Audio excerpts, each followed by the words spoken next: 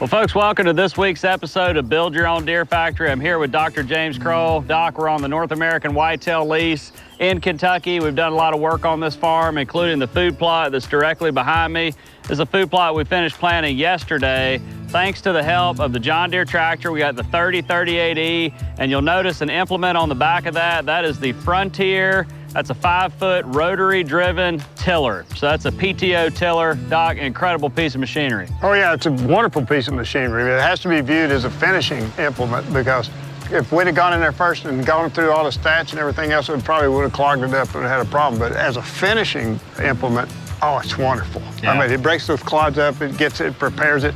I mean, you're ready. You can run a drill in there, whatever you want to do. It's great. We field a lot of questions about tillers in particular and kind of their use as a food plot implement. You know, you've seen us at North American Whitetail use a wide variety of food plot tools, including discs, cultivators, cultipackers, and including tillers like this one here. And you know, as Doc said, the tiller is probably one of the best implements for finishing a food plot and getting that seed bed just absolutely perfect, good, fluffy dirt, and really laying an even planting surface, allow for really good germination of your seed. But you know, there's some fields where a tiller's not the best, thing to start or finish with. Right, if you got a rock-loaded field, it's not the place to use it. If you got logs and all sorts of debris and subsoil, no, you don't want to use it. But I tell you what, after working with a good harrow, a lot of times it is just a joy to level that out, and it's just beautiful, ready to go. A lot of times, if you want to broadcast seed like clovers or chicory,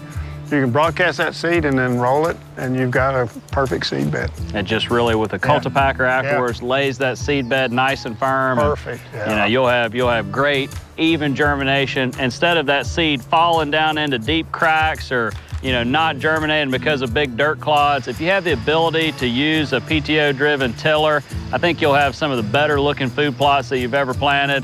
And all around, just a great piece of equipment if you want to plant a garden, multiple uses you can have around the house. A lot of uses, yes, sir. Yeah, I tell you, we really enjoyed using the Frontier PTO-driven tiller on this John Deere tractor. Got some great food plots here in Kentucky at the North American Whitetail lease.